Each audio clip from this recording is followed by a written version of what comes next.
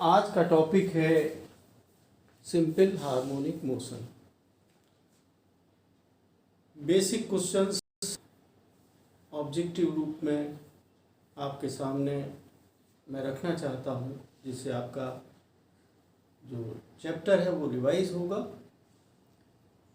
और उसके साथ साथ आपकी ऑब्जेक्टिव प्रॉब्लम्स की प्रैक्टिस भी हो जाएगी।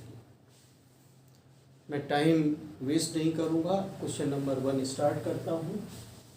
पहला जो क्वेश्चन हमने लिखा है, the basic condition for a particle executing simple harmonic motion is. जो ऑप्शन दिए हैं वो मैं पढ़ूंगा, फिर मैं आपको समझाऊंगा। कांस्टेंट पीरियड पहला आंसर करने को है, दूसरा है कांस्टेंट वेलोसिटी, तीसरा ऑप्शन है कांस्टेंट एक्सीलरेशन और चौथा ऑप्शन है proportionality between restoring force and displacement from mean position. आपने 11th क्लास में भी पढ़ा है और बीएससी में भी पढ़ा है। आपने भी पढ़ा है कि जो बेसिक इक्वेशन है वो F equal to minus C x या के एक्स, जो भी आपके बुक में लिखा हो, के एक्स भी लिखते हैं। तो ये जो फोर्स है वो रिस्टोरिंग फोर्स होता है, एक्स होता है displacement of the particle executing simple harmonic motion from mean position, यानी मध्यमान स्थिति से उसका विस्थापन कितना है वो एक्स है। ये क्वेश्चन आपको डिफरेंट बुक्स में मिल सकता है। तो बेसिक कंडीशन की जगह पे किसी बुक में ये भी लिखा रहता है नेसेसरी एंड सफिशिएंट कंडीशन। दोनों ही स्थितियों में जो फोर्थ ऑप्शन है proportionality between restoring force and displacement, restoring force and displacement, यही आंसर करना, यही बेसिक है इसका जवाब। देखिए कांस्टेंट पीरियड ये कोई कंडीशन नहीं है, हालांकि पीरियड तो कांस्टेंट होता है लेकिन वेलोसिटी कांस्टेंट नहीं होती है और एक्सीलरेशन भी कांस्टेंट नहीं होता है। तो जो बेस्ट ऑप्शन है आंसर करने के लिए proportionality between restoring force and displacement from mean position. मैं समझता हूं कि आप इस क्वेश्चन को आप अच्छे से समझ चुके हैं। अब मैं दूसरा बेसिक क्वेश्चन ले रहा हूं। दूसरा बेसिक क्वेश्चन है the acceleration of A particle in simple harmonic motion is always. एक बार ध्यान से क्वेश्चन समझ लीजिए कि जो एक्सीलरेशन होता है, जिसको आप d2x/dt² कहते हैं या फिर सीधे ए ही लिख देते हैं या अल्फा लिख देते हैं, equal to minus omega square x लिखते हैं, ये आपने पढ़ा है एक्सीलरेशन। तो ये कह रहा है कि इज ऑलवेज माने अल्फा माने एक्सीलरेशन जो है हमेशा क्या होता है, इसके ऑप्शन लिखे हैं 0। भाई x कभी 0 होता है, कभी मैक्सिमम होता है, डिफरेंट वैल्यूज अचीव करता है, तो ये गलत है जवाब। कांस्टेंट भी नहीं रहता, चूंकि acceleration is directly proportional to x है, तो कांस्टेंट भी नहीं रहता, ये भी ऑप्शन गलत है। मैक्सिमम एट मीन पोजीशन, ये भी गलत है। मीन पोजीशन पे तो x इक्वल टू 0 होता है, तो अल्फा इक्वल टू 0 हो जाता है, तो ये भी गलत है। लास्ट है मैक्सिमम एट एक्सट्रीम पोजीशन, यानी alpha equal to minus omega square, A के बराबर है, इसका मैग्नीट्यूड मैक्सिमम एक्सट्रीम पोजीशन पे होता है। हालांकि जो वेलोसिटी होती है एक्सट्रीम पोजीशन पे वो जो है 0 होती है, लेकिन जब ये एक्सट्रीम पोजीशन पे जाता है और वापस लौटता है तो यहाँ पर rate of change of velocity ज़्यादा होती है और एक्सीलरेशन को rate of change of velocity कहा जाता है। यानी कि जो त्वरण होता है वेग परिवर्तन की दर होता है, वेग परिवर्तन मतलब समझने के पॉइंट ऑफ व्यू से परिवर्तन की दर सबसे ज़्यादा किनारों पे होती है। तो वही चीज़ इसमें लिखी है और जो फॉर्मूले के हिसाब से मैथमेटिकली भी आप alpha equal to minus omega square A जानते हैं। तो इसका सही आंसर है कि जो त्वरण होता है या एक्सीलरेशन होता है एक्सट्रीम पोजीशन पर मैक्सिमम होता है। ये बेसिक आप सीखते जाइए, ये बेसिक क्वेश्चन है। अब हम क्वेश्चन नंबर 3 पढ़ने जा रहे हैं। the potential energy of a particle executing simple harmonic motion with displacement x is ux। आपने पढ़ा है ux, ये आपने पढ़ा होगा हाफ सी एक्स स्क्वायर या हाफ पी एक्स स्क्वायर के रूप में। यह हम फॉर्मूला इसलिए लिखते हैं ताकि हमको समझाने में आसानी होती है। इन्होंने कहा कि if k is a positive constant then, अब फॉर्मूला बिल्कुल एग्जैक्टली ये नहीं लिखा ऑप्शंस में, तो हमको बेस्ट चुनना है।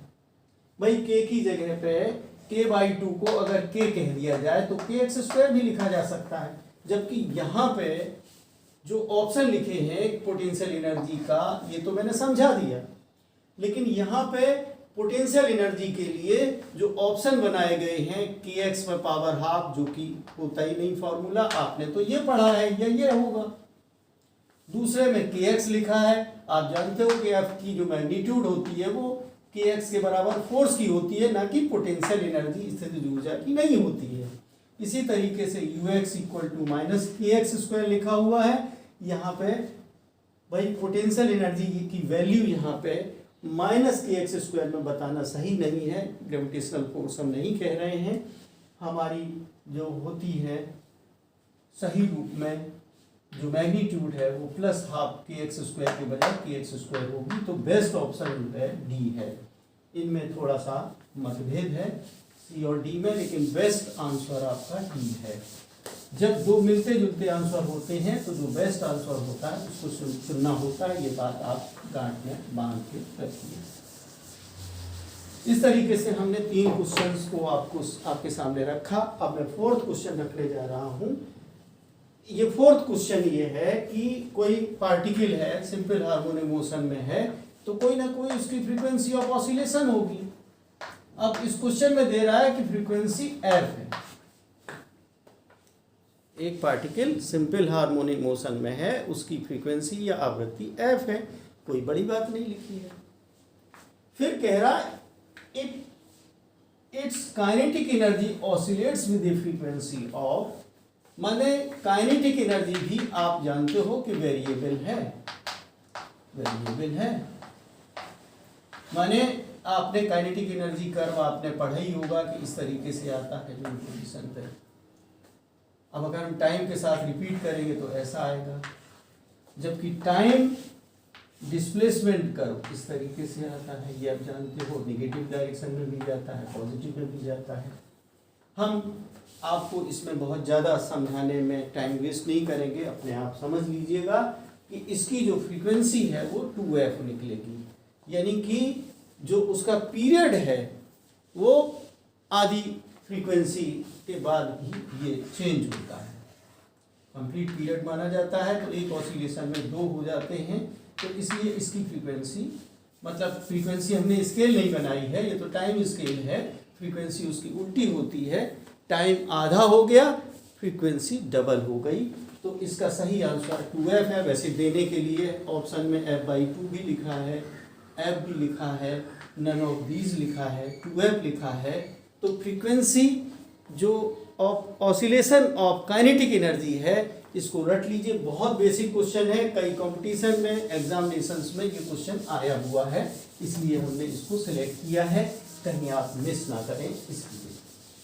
अब हम लोग क्वेश्चन नंबर 5 पे आते हैं। Particle is in simple harmonic motion, नई बात नहीं लिखी, कोई पार्टिकल है सिंपल हार्मोनिक मोशन है, उसका एम्पलीट्यूड a है। The displacement of the particle when it's energy is half kinetic and half potential. आपने जाना है कि काइनेटिक एनर्जी का जो फॉर्मूला होता है वो half C x square minus A square होता है, जबकि पोटेंशियल एनर्जी का formula half C x square होता है। और टोटल एनर्जी तो आप जानते हो इन दोनों का सम होता है। इसका मतलब ये हुआ कि जब काइनेटिक एनर्जी और पोटेंशियल एनर्जी आपस में बराबर हो जाएंगी तभी टोटल एनर्जी 1 होगी। आधी काइनेटिक है और आधी पोटेंशियल है, और टोटल मिला के टोटल एनर्जी के बराबर हाफ हाफ प्लस दोनों बराबर हो गई हैं। तो अब ये आपस में बराबर कर दीजिए, हमें x की वैल्यू निकालना है, इसमें कोई आंसर छिपा होगा हमें निकाल लेना है। तो half C x square equal to half C A square minus x square. अब देखिए हाफ सी दोनों पे कट गए, तो X square equal to A square minus x square. X square अब इधर लाएंगे तो 2x square equal to A square, या X square equal to A square by 2, या x equal to plus minus A by 2। ठीक है, मतलब जो पार्टिकल सिंपल हार्मोनिक मोशन में है ये प्लस ए कहलाता है, ये माइनस ए कहलाता है। लेकिन ऑप्शन में, क्वेश्चन में किसी में प्लस माइनस ए लगा सकते हैं, नहीं भी लगा सकते हैं, इसमें नहीं लगा हुआ है तो a by root 2 D answer लिखा है। वैसे ऑप्शन में 0 भी लिखा है, a बाई 4 भी लिखा है, a बाई 2 भी लिखा है। मैं समझता हूँ आप समझ गए होंगे कि जब काइनेटिक एनर्जी, जो कोई पार्टिकल सिंपल हार्मोनिक मोशन में है, हमें वो डिस्प्लेसमेंट बताइए जहाँ पे काइनेटिक एनर्जी पोटेंशियल एनर्जी आपस में बराबर होती हैं, ये पूछा जा सकता है क्वेश्चन में। या फिर काइनेटिक एनर्जी, जो टोटल एनर्जी होती है, आधी काइनेटिक एनर्जी के रूप में होती है, आधी पोटेंशियल एनर्जी के रूप में होती है, दोनों बातें बराबर हैं। ऐसी स्थिति में आपको डिस्प्लेसमेंट को पहचानना होगा, वो पहचानना a बाई रूट 2 है। आपको बहुत सारी कैलकुलेशन यहाँ करके देखने हैं, और कुछ क्वेश्चंस ऐसे होते हैं एग्जाम में आ जाते हैं, अगर पहले से रटा हुआ है तो आपका टाइम बच सकता है, इसलिए प्रैक्टिस की जरूरत होती है।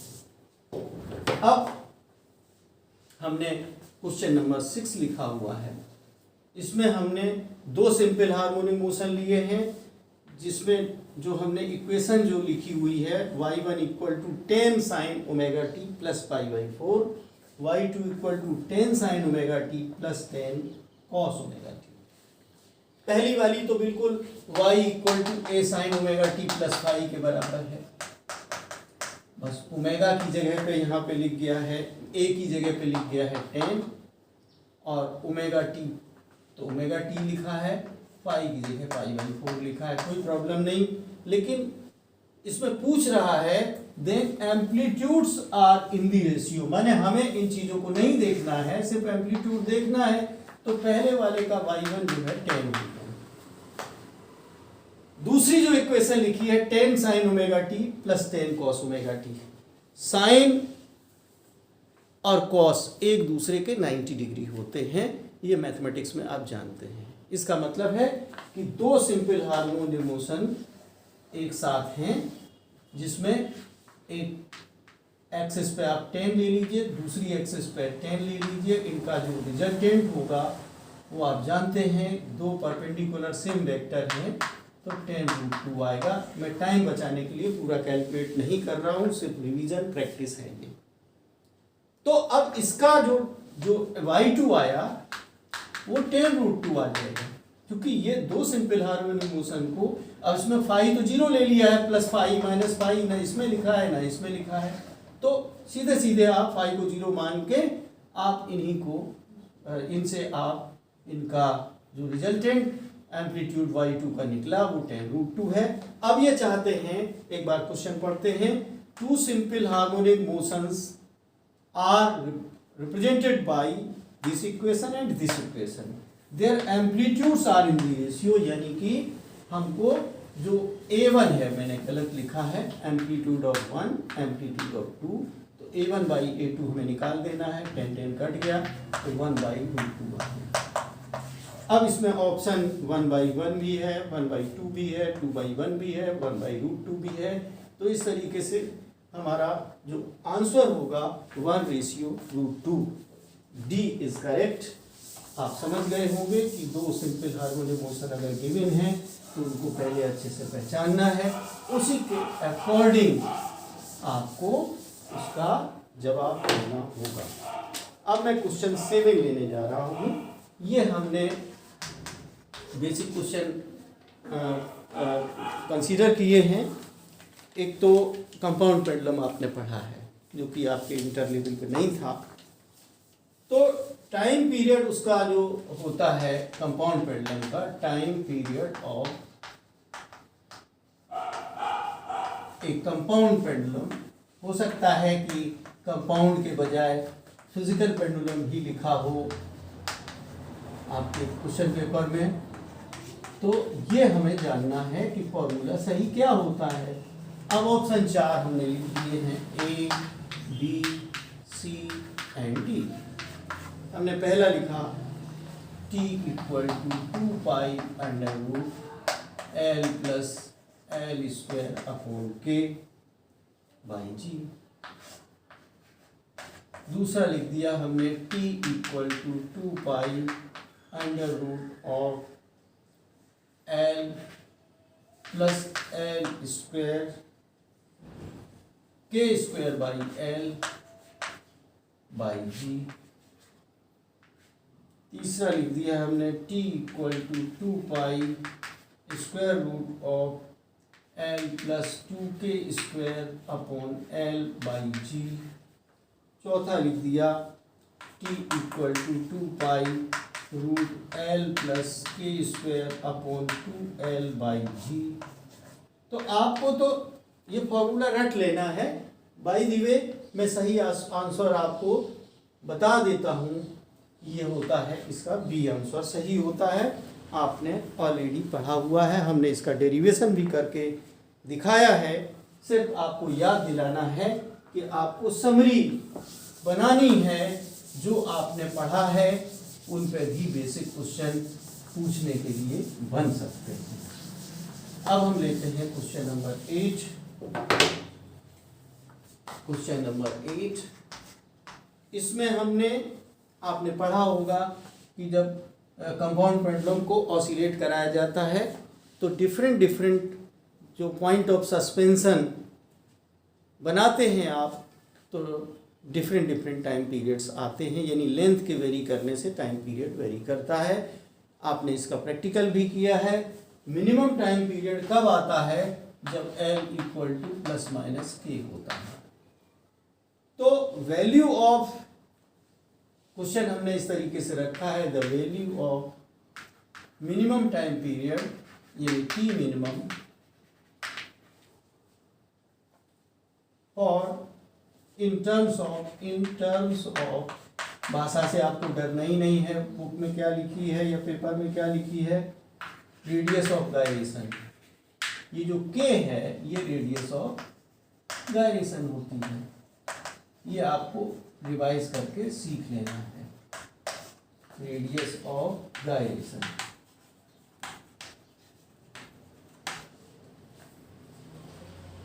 Is given bye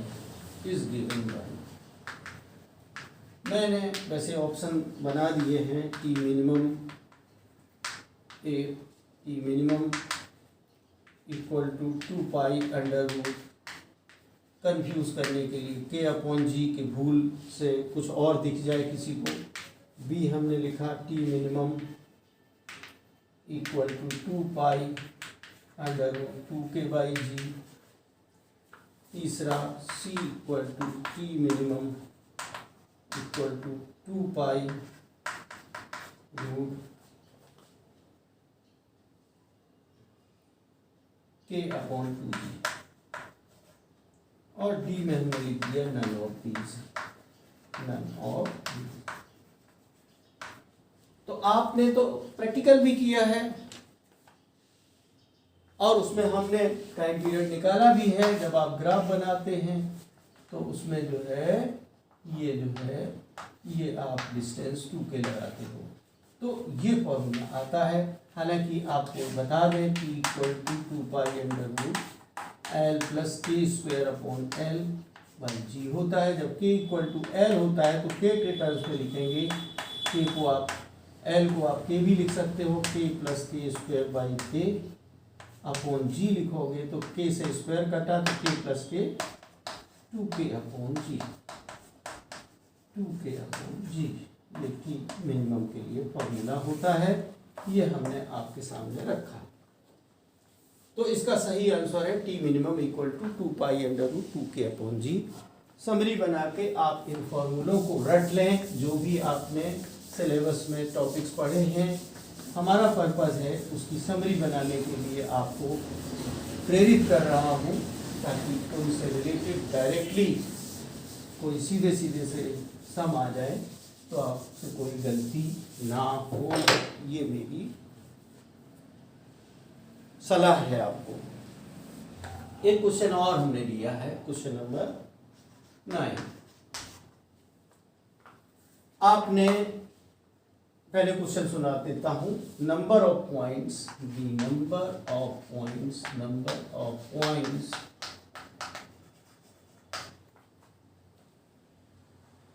in all are co-linear with center of gravity with CG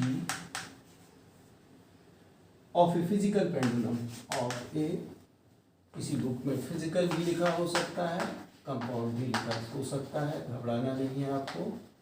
compound pendulum. मैं क्वेश्चन लिखता इसलिए हूँ क्योंकि आपको सब्जेक्ट आता है लेकिन क्वेश्चन की भाषा को आप समझ नहीं पाते हैं, इसलिए क्वेश्चन की भाषा लिख रहा हूँ। About which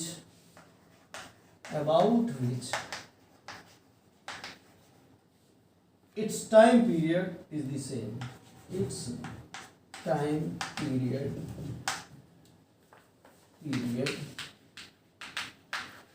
is the same. तो हमें वो संख्या जाननी है, तो इसमें हम आपको लिख रहा हूँ 2, 3, C में 4, D में 5। आपको मैंने बताया ही था, चाहे कंपाउंड पेंडुलम का प्रैक्टिकल तक किया है कि अगर ये पॉइंट ऑफ सस्पेंशन है, ये CG है, यहाँ पे कहीं पॉइंट ऑफ ऑसिलेशन आता है, इसके अबाउट जो टाइम पीरियड होता है वही इसके अबाउट आता है। अगर हम अदर साइड में जाते हैं, एस डैश बनाते हैं, तो उसके अपोजिट यहाँ पे ओ डैश होता है, यानी कि इसके अबाउट भी टाइम पीरियड अगर टी आ रहा है, इसके अबाउट टी आ रहा है, ये टी डैश आ रहा है, ये टी आ रहा है, तो T equal to T dash आता है। यानी कि 4 पॉइंट होते हैं, और कोलिनियर का मतलब हो गया सेंटर ऑफ ग्रेविटी की ही लाइन में, सेंटर ऑफ ग्रेविटी की लाइन में कंपाउंड पेंडुलम में 4 ऐसे पॉइंट होते हैं जिसके अबाउट टाइम पीरियड सेम आता है। इस बात को बताने के लिए हमने ये बेसिक क्वेश्चन आपके सामने रखा है। अब हम कुछ और हटके चलते हैं। एक क्वेश्चन और लेते हैं। एक क्वेश्चन यूं ही लेते हैं इक्वेशन के रूप में। Question number 10। The motion of a particle, the motion of a particle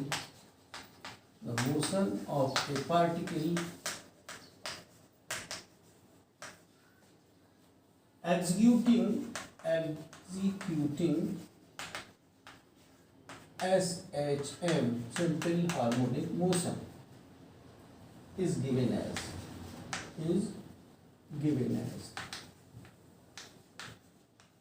हम मोशन की जगह पे इक्वेशन भी लिख सकते हैं, अच्छा लगेगा। y equal to 0.1 sine 200 pi bracket में t प्लस 0.001 ये लिखी हुई है। ये ध्यान रहे कि वेयर x इन मीटर्स और t इन सेकेंड्स, ये वर्ड्स में लिखा है। इट्स टाइम पीरियड हमें चाहिए, टाइम पीरियड क्या होगा, टाइम पीरियड हमें चाहिए, और इसके 4 ऑप्शन लिखे हुए हैं। मैं ऑप्शन तो बाद में लिख दूंगा, पहले टाइम पीरियड निकालने का फंडा आपको बताते हैं। आपने पढ़ा है कि y equal to a sine omega t plus five, ये आपको रटी हुई है, ये सिंपल हार्मोनिक मोशन की इक्वेशन होती है। लेकिन इसको देख के ए तो सही जगह लिखा है, 200 पाई ब्रैकेट के बाहर लिखा हुआ है, तो हम इसको ऐसे लिख सकते हैं 0.1 साइन अंदर 200 पाई ले जाइए, 200 पाई टी हो जाएगा, और प्लस 200 पाई इंटू 0.001, तो 0.001 से पॉइंट हट जाएगा तो 0.2 पाई हो जाएगा। ठीक है, हमें टाइम पीरियड चाहिए, यानी कि ये ओमेगा टी की जगह पे 200 पाई टी है, तो इसे कंपेयर करें ओमेगा इक्वल टू 200 पाई।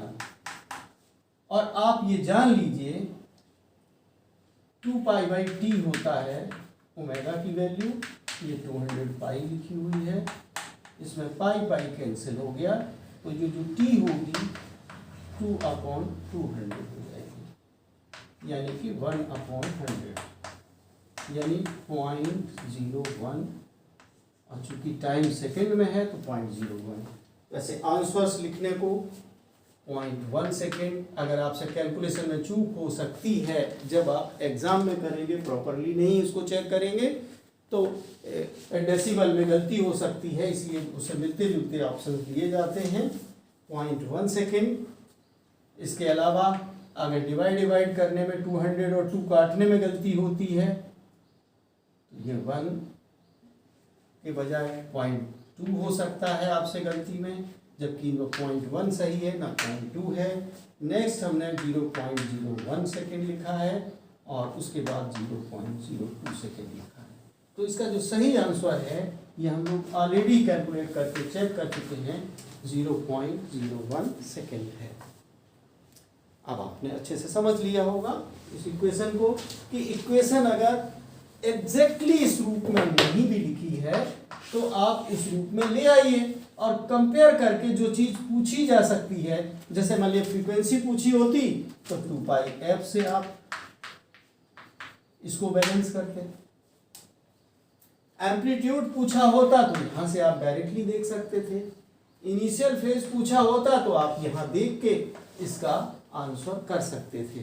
तो इस इक्वेशन से आप 3 क्वेश्चन तो एटलीस्ट बना ही सकते हैं। हमने फिलहाल जो बताने लायक था, जो समझ में आया, वो आपके सामने रखा है। अब हम लोग क्वेश्चन नंबर 11 लेने की कोशिश करते हैं ताकि आपका रिवीजन ज़्यादा से ज़्यादा हो जाए। 11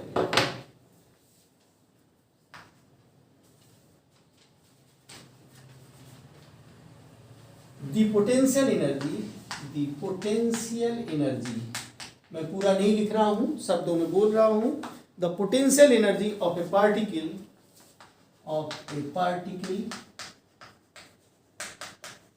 executing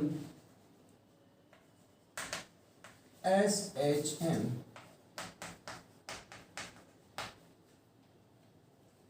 with displacement क्या मैं ये बता चुका हूँ? राइट, इसको नहीं बताना है, मैं बता चुका हूँ। राइट, मैं दूसरा क्वेश्चन लेता हूँ जिसमें kx² को हमने बताया था।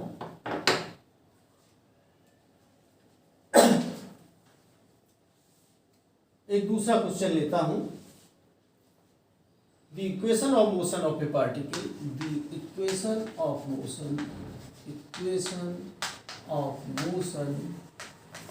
of a particle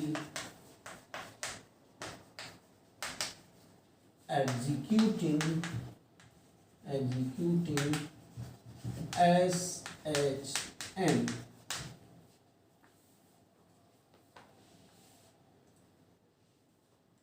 is given by or represented by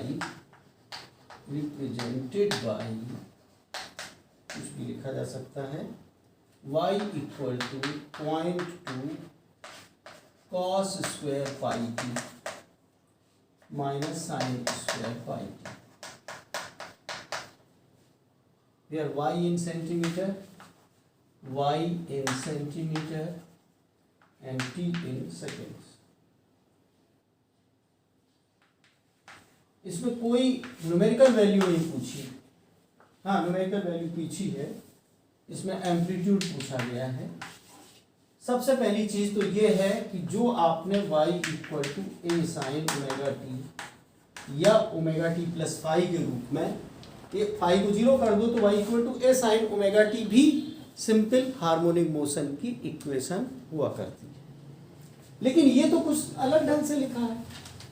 अब क्या करें, ये सिंपल हार्मोनिक मोशन है भी कि नहीं है ये हमें जानना है। तो आप ये जानते हो कि cos 2 थीटा इक्वल टू होता है cos square theta minus sine square theta, आपने पढ़ा है। अब यहाँ पे थीटा की जगह पाई टी लिखा हुआ है, यही वैल्यू लिखी हुई है, तो इसको हम दूसरे ढंग से भी तो लिख सकते हैं 0.2 cos 2 पाई, ये हो गया। अब आप ये भी जानते हो कि y equal to a sine omega t, तो ये वाली इक्वेशन होती है सिंपल हार्मोनिक मोशन के लिए। कॉस में भी हो सकती है, अगर ओमेगा टी प्लस फाइव में पाई बाई 2 जोड़ दिया जाए तो ये equation y equal to a cos omega t भी हो सकती है।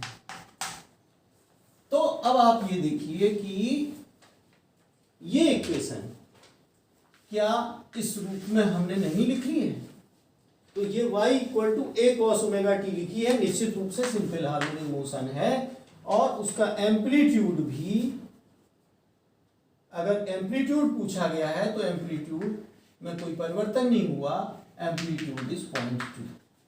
अब देखिए ऑप्शन देखिए कैसे दिए हुए हैं। अगर आपने उस इक्वेशन को समझ नहीं पाया है कि सिंपल हार्मोनिक मोशन की नहीं है, तो आप आंसर नहीं कर पाएंगे। आपको उस रूप में मॉडिफाई करना होगा, तभी आंसर कर पाने में आप सक्षम होंगे। दूसरी चीज है कि अगर फ्रीक्वेंसी पूछ दी होती तो 2 पाई एफ की जगह पे, ओमेगा की जगह पे 2 पाई एफ की जगह पे 2 पाई लिखा हुआ है, तो एफ इक्वल टू जो है 1 साइकिल पर सेकेंड, ये इसकी वो आई होती फ्रीक्वेंसी। लेकिन ऑप्शन में कुछ और दिया हुआ है, मैं उसी ढंग से करने जा रहा हूँ। सिंपल हार्मोनिक मोशन पहला ऑप्शन है। पहले तो हमें ये बताना है कि ये सिंपल हार्मोनिक मोशन की इक्वेशन है भी कि नहीं। तो पहले मैं दिख रहा simple harmonic motion with amplitude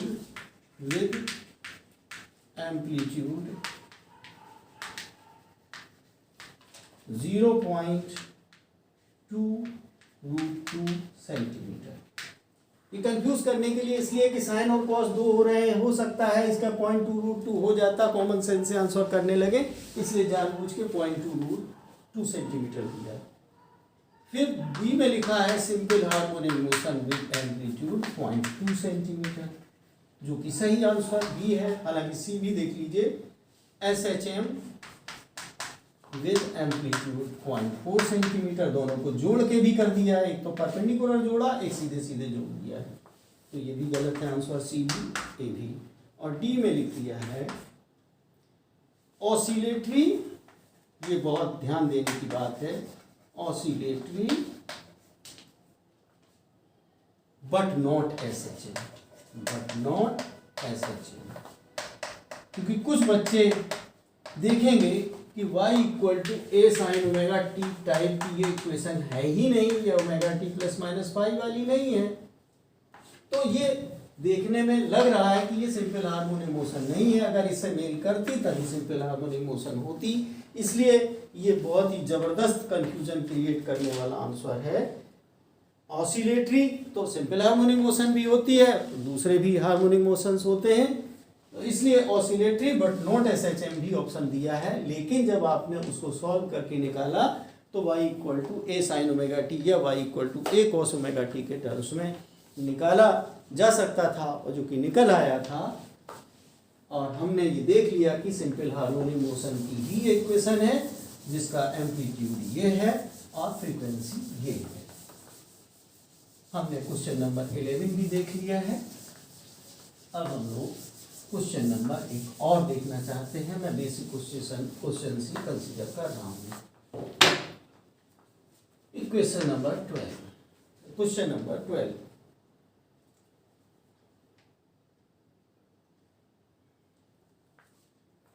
बहुत ही बेसिक क्वेश्चन है, मैं थ्योरेटिकल है। ए particle executes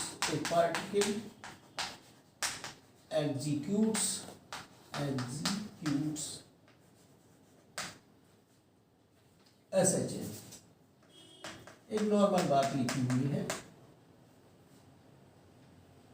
The total energy of the particle is the total energy of the particle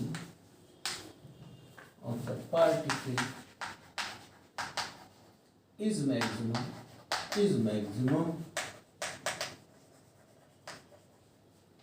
at mean position,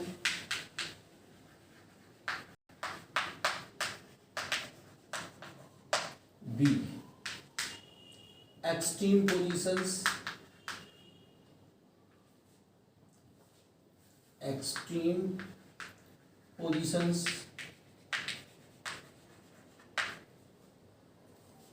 same at each point,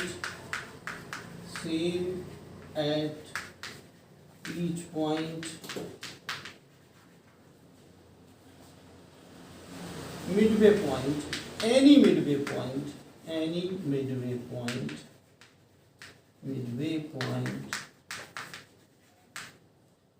between mean position and extreme position.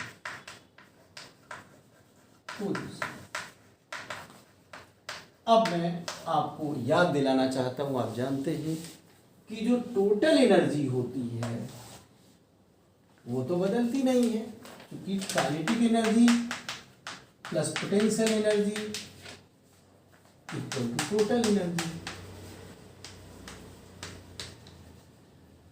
इसका kinetic energy का formula half C ए square minus x square होता है, potential energy का half C x square होता है, लेकिन total energy half C ए square होता है। आपने कर्व भी प्लॉट करके देखे हैं। तो मैक्सिमम काइनेटिक एनर्जी और मैक्सिमम पोटेंशियल एनर्जी की तो बात की जा सकती है, लेकिन टोटल एनर्जी मैक्सिमम की बात करना ही गलत है। Total energy is always constant. Very क्या करते हैं, एक्स के बदलने से पोटेंशियल एनर्जी भी बदलती है और काइनेटिक एनर्जी भी बदलती है। Potential energy maximum X equal to A बराबर माने एक्सट्रीम पोजीशन। आप पहचान लीजिए, सिंपल हार्मोनिक मोशन में मीन पोजीशन ये कहलाता है, जब से किनारे वाले पॉइंट्स एक्सट्रीम पोजीशंस कहलाते हैं। Extreme position x equal to A पे होते हैं या x equal to minus A पे होते हैं।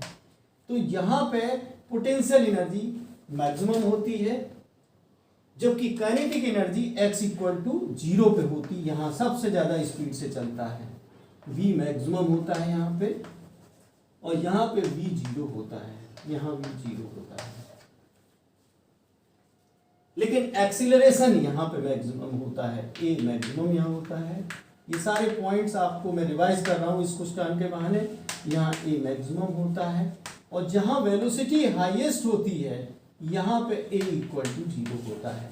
इन पॉइंट्स पे घुमा फिरा के अगर कोई बेसिक क्वेश्चन बनता है तो इनको देख लीजिए कि acceleration is 0 at mean position या equilibrium position, velocity is maximum at mean position और इक्विलिब्रियम पोजीशन इसको कहा जाता है। और एक्सट्रीम पोजीशंस पे एक्सीलरेशन मैक्सिमम होता है, वेलोसिटी 0 होती है।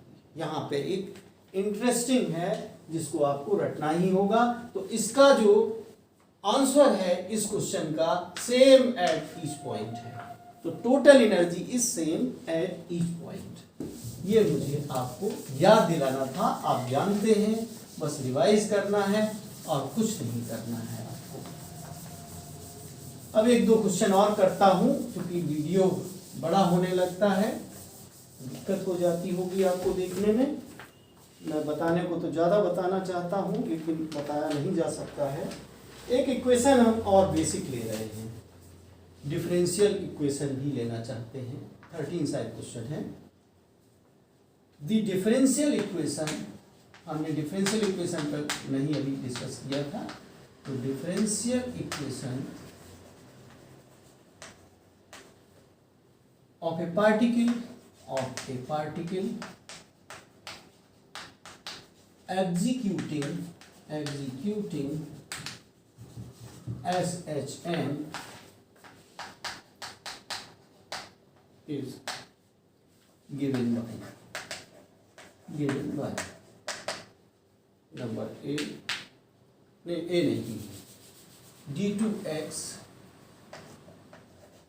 Upon dt square plus 81x equal to 0। अब हम चाहते हैं इसकी फ्रीक्वेंसी क्या है, द फ्रीक्वेंसी ऑफ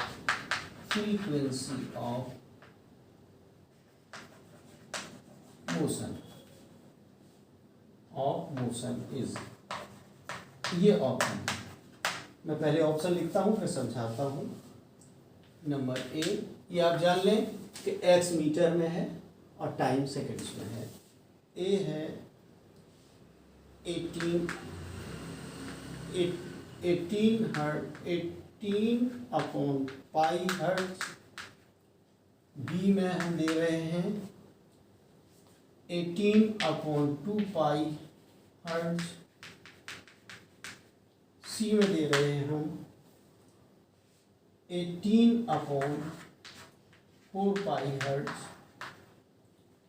डी में दे रहे हैं 9 हर्ट्ज।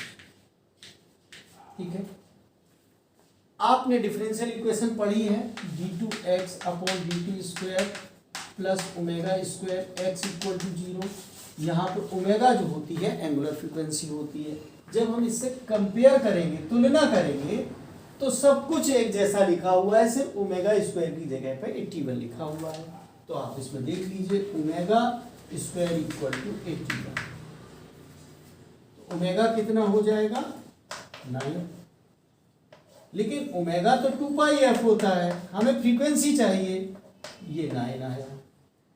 तो एफ इक्वल टू कितना आएगा 9 अपॉन 2 पाई। ये आंसर होना चाहिए। क्या इससे मिलता जुलता कोई है? 9 अपॉन 2 पाई। 18 अपॉन पाई ये गलत हो गया, 9 अपॉन 2 पाई होना चाहिए। 18 अपॉन 2 पाई ये भी नहीं है, 9 अपॉन 2 पाई आना चाहिए। ये देखिए 18 अपॉन 4 पाई लिखा हुआ है, इसको दो से अगर काट दें तो ये 9 अपॉन 2 पाई हर्ट्ज हो जाएगा। इसका मतलब सही है, 9 हर्ट्ज तो हो ही नहीं सकता, इसमें पाई वगैरह है ही नहीं। तो ये इसका आंसर सी होगा। आपने सीखा क्या? सीखा है आपने differential equation d2x upon dt square plus omega square x equal to 0 आपको रटना है। ये लीनियर सिंपल हार्मोनिक मोशन के लिए है। दूसरी आपको रटनी है एंगुलर सिंपल हार्मोनिक मोशन के लिए d2 theta upon dt square plus omega square theta equal to 0।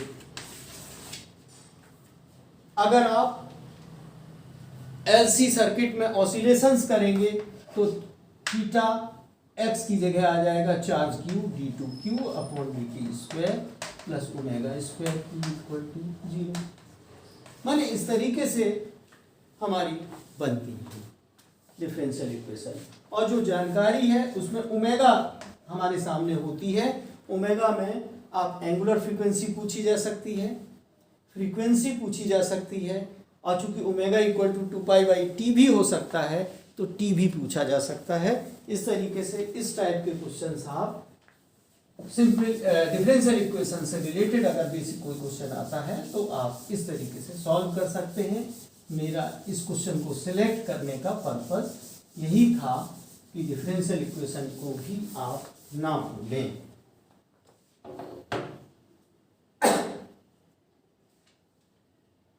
अब एक क्वेश्चन हम और लेना चाहते हैं।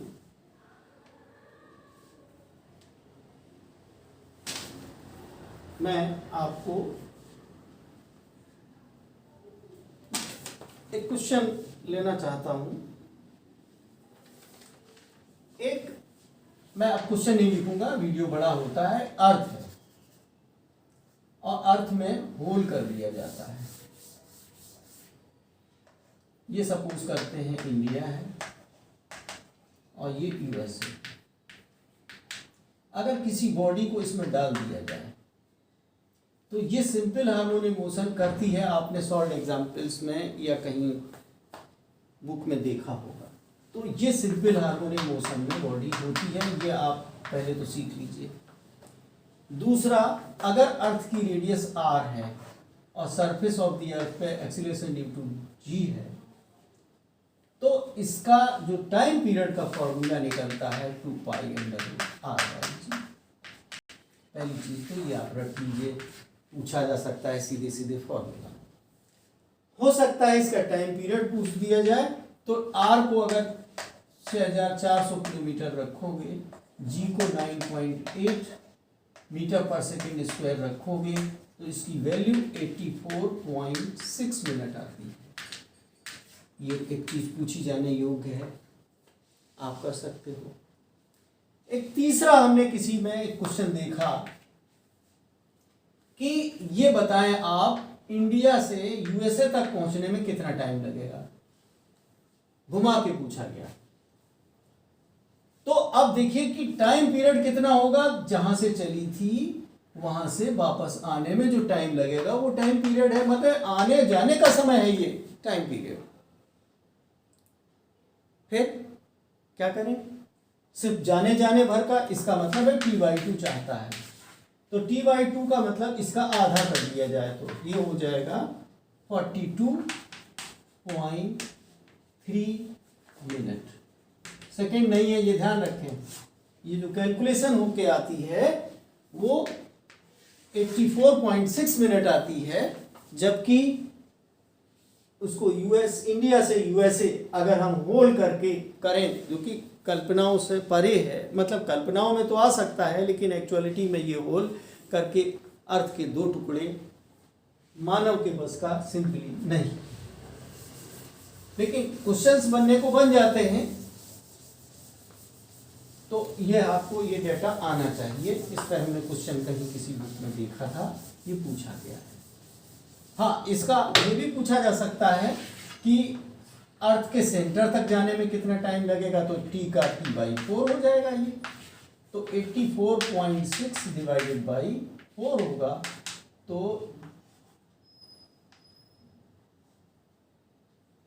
21.15 मिनट लगेगा उसको अर्थ की सरफेस से सेंटर तक जाने में। ये 3 प्रकार से ये क्वेश्चन पूछा जाने योग्य है, इसको आप सीख लें। एक क्वेश्चन और बहुत ज़्यादा पूछा जाता है, यूट्यूब में पानी भरा है, हम इसका डेरिवेशन नहीं करेंगे, बहुत सिंपल सा एक रास्ता बताएंगे। h हाइट तक पानी भरा है, तो इसके टाइम पीरियड का जो फॉर्मूला होता है वो सिंपली वो डेंसिटी कैलकुलेट करते हैं, फूंक मारा नीचे चली गई, अप एंड डाउन होता है, हम इसकी डिफरेंशियल इक्वेशन बना के आपको समझा सकते हैं। फिलहाल मैं इस टाइम पे ये नहीं समझा रहा हूँ, सीधे सीधे ऑब्जेक्टिव में 2π/h/g, अगर हम इसको L लिखें तो आपको रटना आसान हो जाएगा, L/g होगा। ये फॉर्मूला होगा। जो हाइट सपोज करते हैं 30 सेंटीमीटर हाइट तक पानी भरा है या कोई लिक्विड भरा है, तो उसके टाइम पीरियड का फॉर्मूला आपको सीखना है। तो इस पे बेस्ड न्यूमेरिकल आ सकता है, तो इसका अगर आपको निकालना है 2π/L की जगह 0.30 सेंटीमीटर को 0.3 लिख दिया जाएगा, 0.3/9.8। इसका जो भी कैलकुलेशन करके निकलेगा, इस टाइप का सम भी पूछा जा सकता है। मैं आपसे यही कहूँगा कि बुक में आप इसको देखना चाहें देख लें, ज़रूरत पड़ने पे मैं दोबारा आपको बता सकता हूँ। ये आज का लेक्चर सिंपल हार्मोनिक मोशन में इतना ज़्यादा क्वेश्चंस मुझे अच्छे लग रहे हैं कि कुछ और क्वेश्चंस भी मैं कराना चाहूँगा, उसको मैं पार्ट 2 में कराऊँगा। आज फिलहाल मैं इतना ही करता हूँ। Thank you very much.